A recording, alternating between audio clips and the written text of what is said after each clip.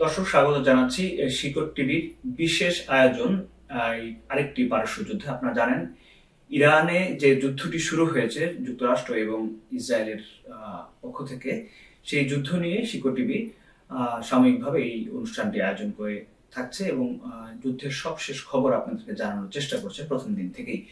তো যেটি আজকে আমরা আপনাদেরকে জানাতে চাই, আমাদের আজকের আয়োজনের একজন অতিথি রয়েছেন, বিশেষ অতিথি বলবো। তিনি দীর্ঘদিন ধরে এই পুরো পৃথিবীর রাজনীতিটা নিজের মতো করে বোঝার চেষ্টা করেন আসলে কি হচ্ছে। সেখানে হঠাৎ করে যুদ্ধ বেঁধে যাওয়ার পরে নিশ্চয়ই তার আগ্রহের কমতি নেই। আমি যার কথা বলছি তিনি আহমেদ পারভেজ শামসুদ্দিন। অনেক ধন্যবাদ পারভেজ ভাই আমাদের এই আয়োজন করার জন্য। যেটি বলছিলাম করার জন্য, আপনি জানেন যে যে যুদ্ধটি শুরু হয়েছে, আমরা অপ্রাসঙ্গিকভাবে অনেক সময় কথা বলি এবং প্রাসঙ্গিকভাবেও যে বিষয়গুলো জানতে চাই যে আসলে কি হতে চলেছে।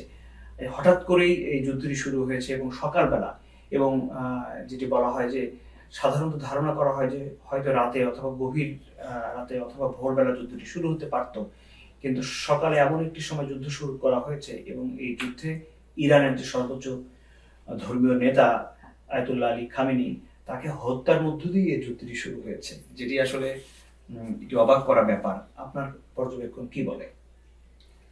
দেখুন, আমি একটা কথা বলতে চাই যে আপনি বললেন যে হঠাৎ করে যুদ্ধটা শুরু হয়েছে, কিন্তু আসলে এটা হঠাৎ করে না, এটা অনেক দিনের একটা প্রি প্ল্যান্ড ইয়ে। এর আগে আপনি জানেন যে এর আগেও 12 দিনের একটা যুদ্ধ হয়েছিল ইসরায়েলের সাথে। ইসরায়েলের অ্যাকচুয়ালি যুদ্ধটা তো ইসরায়েল এবং ইরানের ভিতরে না। এই যুদ্ধটা যে লাগবে সেটি নিয়ে কারোর কোনো সংশয় ছিল না, কিন্তু যুদ্ধের ঠিক সময়টা, দিনের যে সময়টিতে যুদ্ধটি শুরু হলো, সেটি নিয়ে অনেক ধরনের বিশ্লেষণ কাজ করে আর কি, যে সকালবেলা এরকম একটা সময় যুদ্ধ হবে এটা প্রস্তুতি ছিল না তাদের, এমনটি ইরানের পক্ষ থেকে অনেক সময় বলা হয়। আমি সেই অর্থে হঠাৎ বলেছি আসলে।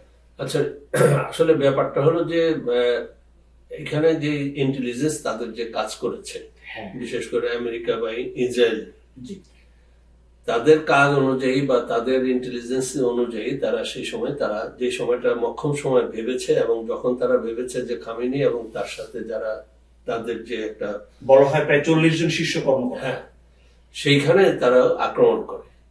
তো সেটা তাদের জন্য, তাদের ইন্টেলিজেন্স অনুযায়ী ওই সময় তারা মক্ষম সময়টা বেছে নিয়েছে এবং তারা আক্রমণ করেছে। এখানে খোমেনির সাথে আমরা বিভিন্ন মাধ্যমে, গণমাধ্যমে এবং বিভিন্ন নিউজ মিডিয়ার ভিতরে আমরা যেটা জানতে পেরেছি, খোমেনি এক ধরনের মরণ বেছে নিয়েছিলেন। তাকে বলা হয়েছিল রাশিয়া থেকে তাকে রাশিয়া চলে যেতে, কিন্তু খোমেনি যেতে অস্বীকার করেন এবং তিনি বলেন যে আমার 84 বছর বয়স, আমি যতটুকু শোনা যায় খোমেনি একজন প্রোস্টেট ক্যান্সারের রোগী।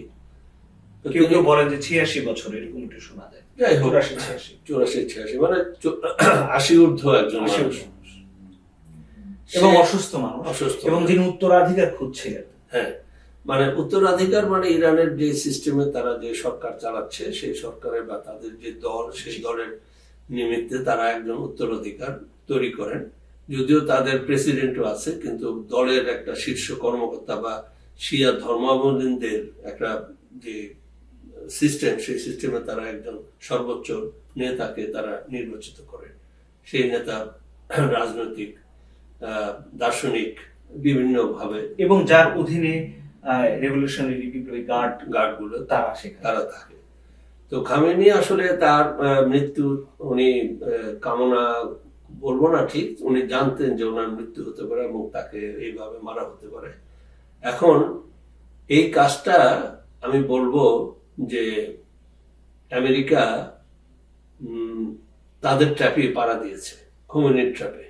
কেন জীবিত খোমেনির থেকে এখন যেটা আমরা, যদিও মিডিয়া মানে ইরানের সমস্ত খবরাখবর পশ্চিমা মিডিয়ায় আমরা ওইভাবে পাচ্ছি না, কিছু কিছু ভিন্ন মিডিয়া যেমন রাশিয়ার মিডিয়া বা কিছু ইউটিউবার, ইভেন কি কিছু বিক্ষিপ্তভাবে কয়েকজন আমেরিকার সাংবাদিক, তারাও এখানে গিয়েছে, দেখেছে।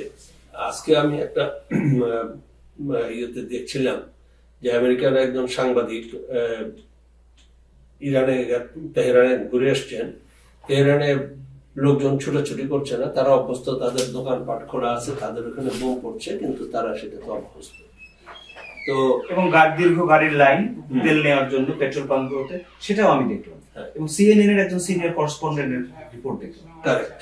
তো এর থেকে সেটা কি বোঝা যায়? সেটা বোঝা যায় যে যে ইরান এবং এখানে আমি দুটা জিনিস একটু বলতে আপনি ওই চাই। কথাটি বোধহয় হারিয়ে ফেললেন, যে এই যে জীবিত খামেনির থেকে মৃত খামেনি অনেক বেশি শক্তিশালী হয়ে গেছে। কারণ হলো খামেনিকে মারার পর তার পক্ষে যখন তার কিছুদিন আগে যখন রেজিম চেঞ্জ করার জন্য যারা রাস্তায় নেমেছিল, বিক্ষোভ করছিল, সেই আন্দোলন পশ্চিমা মিডিয়া বলে তাদেরকে খুব কঠোরভাবে দমন করা হয়েছে।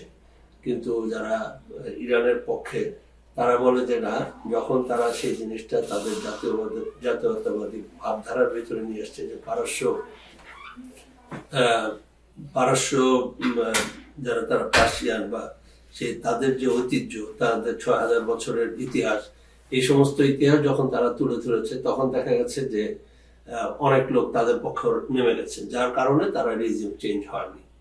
এখন খামেনিকে মেরে ফেলার পর সেই বিষয়টা তাদের ভিতরে, সাধারণ মানুষের ভিতরে জাগ্রত হয়েছে। এবং ঠিক এখানে আমি জানতে চাই আপনার কাছে, যে এখন যে যুদ্ধটা নেতা ছাড়া যুদ্ধ, যেটি বলা হচ্ছিল প্রথম 1-2 দিনের মধ্যে, যে নেতা ছাড়া যুদ্ধ কিভাবে হবে, কোন কৌশলে ইরান এই যুদ্ধটাকে এগিয়ে নিচ্ছে, আপনি যদি একটু বলতেন আপনার পর্যবেক্ষণ। আমার পর্যবেক্ষণ, আমার নিজস্ব তো আমি সেই ধরনের কোনো মানে কি জানাশোনার ভিত্তিতে যে ধারণা তৈরি হয়েছে, কি জানছেন সেটি? সেটা হলো যে দেখেন, এক ধরনের খামেনিরা, যেটা আমরা বিভিন্ন মিডিয়াতে, পশ্চিমা মিডিয়া বা অন্যান্য মিডিয়ার মাধ্যমে যারা জানতে পারছি, তারা জানতো যে তাদের সর্বোচ্চ নেতৃত্বের উপরে আঘাত হানা হবে এবং তাদেরকে মেরে ফেলা হবে। এবং তার আগেও, কিছুদিন আগেও তাদের সেনাবাহিনীর প্রধানকে মেরে ফেলা হয়েছে। তারপরে অন্যান্য, তার কিছুদিন আগে তারা জানতো যে তাদের উপর আক্রমণ হবে, তাদের জীবনের উপর হামলা হবে। সেজন্য তারা যেটা করেছে, তারা তাদের নেতৃত্বকে স্প্লিট করে দিয়েছে, ছোট ছোট ছোট ছোট ভাগে ভাগ করে দিয়েছে। তারা যতটুকু শোনা যায়, তারা 30-31টা ভাগে ভাগ করে দিয়েছে সমগ্র দেশকে। যে আমাদের প্রথম নেতা, তারপরে দ্বিতীয়, বা তারপরে একটা সুরা মজলিস বা এই ধরনের কিছু আছে। চেইন অফ কমান্ডটা কিভাবে রক্ষিত হবে? চেইন অফ কমান্ডটা তারা আগে থেকেই, তারা চেইন অফ কমান্ডটা তাদেরকে এইভাবে বলে দিয়েছে, যেটা শোনা যায়, যে আমরা যদি নাও থাকি, তাহলে তোমরা যার যার অবস্থান থেকে তোমরা কমান্ড নিয়ে নিবে এবং তোমরা কমান্ড নিয়ে তোমরা মানে যুদ্ধের চালিয়ে যাবা, কিন্তু যুদ্ধ থেমে থাকবে না। আমাদের যদি মৃত্যুও হয়, বা আমাদের যদি ফুল কমান্ডের মৃত্যুও হয়, তারপরেও আমরা আমাদের দেশকে রক্ষা করব এবং আমাদের এই ঐতিহ্য, ইতিহাস, কৃষ্টি, এগুলোকে আমরা রক্ষা, মানে যে কোনো অর্থে ইরানের যে সভ্যতা, 6000 বছরের সভ্যতা, সেটাকে তারা যাতে সেটি টিকে থাকে, সেখানে যাতে এই মানে এই মধ্যপ্রাচ্যের অন্য দেশগুলোর মতো যুক্তরাষ্ট্রের কাছে বা ইসরায়েলের কাছে যেন ওই ধরনের সম্পর্ক তৈরি না করে, সেটাই হয়তো ইরানের মানুষ চায়। এবং সেটাই হচ্ছে। তবে এখানে এই প্রসঙ্গে আমি সভ্যতার কথা যেহেতু বললেন, সেখানে আমি একটা কথা বলি। দেখেন, এই যুদ্ধগুলো যেগুলা রিজিম চেঞ্জের কথা বলা হচ্ছে, সেই রিজিম চেঞ্জের প্রকারান্তরে কিন্তু অ্যাকচুয়ালি সভ্যতাকে মেরে ফেলা হচ্ছে। আপনি ধরেন সাদ্দাম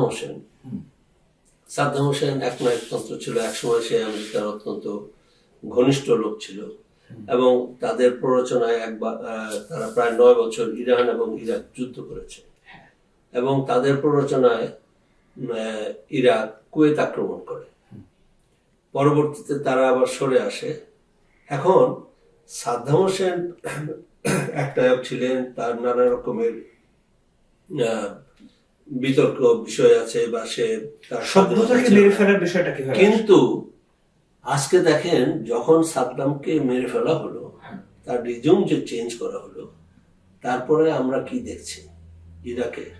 ইরাকের যে ব্যাবিলনীয় সভ্যতা, ইরাকের যে দীর্ঘদিনের সভ্যতা, যে একটা সভ্য জাতি, ব্যাবিলনীয় যে সভ্যতার যে ইতিহাস আমরা জানি, আজকে সেগুলো কিন্তু ধুলায় মিশে গেছে। এবং ইরাকের জনগণ আজকে তারা ভিক্ষুকের জাতিতে পরিণত হয়েছে।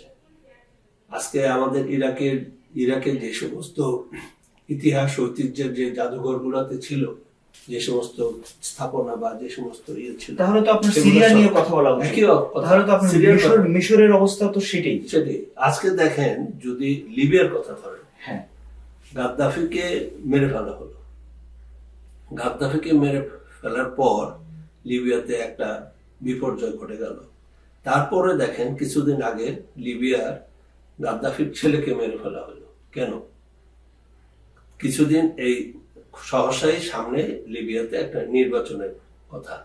সেই নির্বাচনে দেখা যাচ্ছে গাদ্দাফির ছেলে ভীষণভাবে এগিয়ে। পপুলার, ভীষণভাবে এগিয়ে। সেই মুহূর্তে তাকে মেরে ফেলা হলো। গাদ্দাফি কিন্তু একনায়ক, গাদ্দাফি ইয়ে করছে, কিন্তু লিবিয়ার লোকজন তো ভিক্ষুকের জাতিতে পরিণত ছিল। তারা তো কখনো কোনো পশ্চিমা দুনিয়ায় তারা তো রিফিউজি হিসাবে কখনো আসে না। না, তাহলে এই যে প্রাচীন সভ্যতার উপর আঘাত বলছেন আপনি? হ্যাঁ, এটা সভ্যতার উপরে আঘাত। আপনি যদি মিশরে যে আঘাতটা দেখেন, মিশরে বা টার্কিতে বা ইয়েতে আজকে তারা যেই মানে আমেরিকার সাথে মিশে বা ইয়ে করে তারা যে কাজটা করতেছে, আজকে প্যালেস্টাইনকে এইভাবে নিশ্চিহ্ন করে দেওয়ার কারণটা কি? প্যালেস্টাইনের যে ঐতিহ্য, প্যালেস্টাইনের যে ইতিহাস, প্যালেস্টাইনের যে সভ্যতা। কিন্তু আমরা তো ক্রুসেডের কথা যদি বলি, আপনি যে প্যালেস্টাইনের কথা বলেন, ক্রুসেডের সময় তো এইভাবে সভ্যতা নষ্ট করা হয়নি। না, কিন্তু এখন সভ্যতা নষ্ট করা হচ্ছে। কারণ হলো যে অনেক জ্ঞানী গুণী লোকের কথা আছে, তুমি যদি একটা জাতিকে ধ্বংস করতে চাও, তাহলে তার সভ্যতা, তার ইতিহাস, তার কৃষ্টি, তার কালচারের উপরে আঘাত হবে। যদি তার কৃষ্টি, কালচার এবং সভ্যতার উপরে আঘাত আনা যায়, তাহলে তার যে একটা প্রজন্ম মাঝখানে তৈরি হবে যারা কিছুই জানবে না। তারা তার ইতিহাস, তার ঐতিহ্য কোনো কিছু মানে যেভাবে মেসোপটেমিয়ার ইতিহাস শেষ হয়ে যাচ্ছে, যেভাবে মিশরের ফারাদের ইতিহাস শেষ হয়ে যাচ্ছে, যেভাবে সিরিয়ার ইতিহাস শেষ হয়ে যাচ্ছে। এবং ঠিক একইভাবে আপনি বলছেন যে আসলেই তো ইরানের যে পারস্য যে সংস্কৃতি, তারা সারা পৃথিবীতে একটা সময় রাজত্ব করেছে। আপনি যদি বলেন যে, আপনাকে জাস্ট আমি এই মুহূর্তে আমার যতটুকু মনে পড়ছে, আজকে যদি আপনি বলেন যে সমস্ত পারস্য যে সভ্যতা বা পারস্য যে সাহিত্য বা পারস্য যে আপনি শেখ সাদি, খৈয়াম, আপনি তাদের দেশ ইরান, আল বিরুনি, আল বিরুনি, বতুতা, ইবনে সিনা, ইবনে সিনহা, এরা তো সব সেই দেশের। আজকে যদি আপনি আমাকে এই মুহূর্তে বলেন যে যেটাকে আমরা আরব বলি, সে আরবের একজন সাহিত্যিকের পুরনো 1000 বছরের বা 2000 বছর পুরনো একটা সাহিত্যের নাম বলতে পারবেন? সেটা পারস্যই। সেটা পারস্য। তাহলে বর্তমান অবস্থায় ইরাক শেষ, সিরিয়া শেষ, লিবিয়া শেষ। তাহলে একমাত্র সভ্যতা বা আর্থিকভাবে যে দেশটা এখন কিছুটা হলো সবল, সেই দেশটার উপরেই কিন্তু আঘাত আনা হচ্ছে। খুব জানতে ইচ্ছা করছে আপনার এই আলোচনার সূত্রপাতে যে কেন, এটি কি কারণ? তাদের ভিতরে যে একটা আত্মম্ভরিতা আছে যে we are the great, America is first, এই ধরনের যে আত্মম্ভরিতা, সেটা তাকে প্রমাণ করতে হলে তাহলে অন্যদেরকে দাবাতে হবে, অন্য সভ্যতাকে নিচু নিয়ে আসতে হবে। এটাই আমার কাছে মনে হচ্ছে যে এটাই ওয়ান অফ দ্য রিজন, যে এই যুদ্ধর পিছনে মূল কারণ হলো এটা। আজকে যদি তারা ইরানকে তারা ধ্বংস করতে পারে, তাহলে সেই ইরান এর এই সভ্যতা, তাদের যে ইতিহাস, ঐতিহ্য, যে সমস্ত তাদের যে ডকুমেন্ট, এগুলো সব কালের গর্ভে হারিয়ে যাবে। আপনি কি ভাবেন, কি মনে করছেন, এই যুদ্ধ কতদিন চলতে পারে এবং এই যুদ্ধের পরিণতি কি হতে পারে? আমরা শেষ করবো শেষের দিকে। আমি এখানে একটা উদাহরণ দিয়ে শেষ করতে চাই। আপনারা জানেন যে ভিয়েতনাম যুদ্ধ শেষ হয়ে গেছে। ভিয়েতনামের থেকে আমেরিকা কিন্তু কয়েক হাজার গুণ শক্তিশালী ছিল, কিন্তু ভিয়েতনামে আমেরিকার সলিল পরাজয় হয়েছে। দ্বিতীয় বিশ্বযুদ্ধে আমেরিকার কয়জন সৈন্য মারা গেছে, কিন্তু ভিয়েতনাম যুদ্ধে আমেরিকার হাজার হাজার সৈন্য মারা গেছে এবং এখনো নিখোঁজ অনেক ভিয়েতনামের সৈন্য। ভিয়েতনামকে কিন্তু তারা দমন করতে পারেনি। যত বোমা ফেলেছে দ্বিতীয় বিশ্বযুদ্ধে, সমপরিমাণ বোমা ভিয়েতনামে ফালানো হয়েছে তখন, কিন্তু সেই ভিয়েতনামকে শুধু হোচিমিন সিটিতেই তাই। হ্যাঁ, কিন্তু সেই ভিয়েতনাম ন্যাপম বোমা মেরে জ্বলন্ত মেয়েকে, সেই ছবি আপনারা দেখেছেন নিউজউইকে, জ্বলন্ত মেয়ে, পুরো শরীর জ্বরে গেছে একটা বাচ্চা মেয়ে ন্যাপম বোমাতে। সেই ন্যাপম বোমা মেরেও কিন্তু ভিয়েতনামীদের ইয়ে করতে পারেনি। তাহলে কোন জাতিকে, সেই জাতির ভিতরে সেই অদম্য স্পৃহা থাকে, তার যে ইতিহাস ঐতিহ্যকে সে যদি ধারণ করে, তাকে সাময়িকভাবে দুর্বল করা যায়, কিন্তু শেষ পর্যন্ত তাকে পরাজয় বরণ করাতে পারে না। তা আমার কাছে মনে হচ্ছে যে এই যুদ্ধটা দীর্ঘায়িত হবে, এবং যদি এই দীর্ঘায়িত অলরেডি বেশ কিছু বিশ্লেষক বলছে যে এটা সেপ্টেম্বর নাগাদ চলে যাবে, কিন্তু সব হিসাব নিকাশই কিন্তু মিলে না। যেমন ইউক্রেনে রাশিয়া, মানে সেটি আপনি বলতে চাচ্ছেন সেটি আরো লম্বা হতে পারে। হতে পারে, এবং যদি সেটা আরো লম্বা হয়, সমস্ত দুনিয়া চিত্রই পাল্টে যাবে। অনেক ধন্যবাদ আহমেদ প্রফেসর শামসুদ্দিন আপনাকে। নিশ্চয়ই আমরা আরো একদিন কথা বলবো, যদি এই যুদ্ধ, আমরা আশা করি না সেটা যুদ্ধ আরো প্রলম্বিত হোক, কিন্তু যদি সেটা হয় নিশ্চয়ই আমরা আরেকদিন কথা বলবো। অনেক ধন্যবাদ এই প্রসঙ্গটি আনতে, যে এই সভ্যতার যে বিনাশ সেটি যে লক্ষ্য হতে পারে, আমি জানি না অনেকে এটি এইভাবে ভাবেন কিনা। দর্শক, আপনারা শুনছিলেন যে আসলে যুদ্ধটা ঠিক কিসের লক্ষ্যে হচ্ছে, সেটি আমি দেখেছি আন্তর্জাতিক গণমাধ্যম ঠিক স্পষ্ট করে বলতে পারে না যে ইরানের এই যুদ্ধের কারণটা কি। যাই হোক, কারণ যেটি হোক, নেপথ্যের সমীকরণ যাই হোক, এই যুদ্ধ দ্রুত থেমে যাক এমন প্রত্যাশা করে শেষ করছি। ভালো থাকবেন সবাই।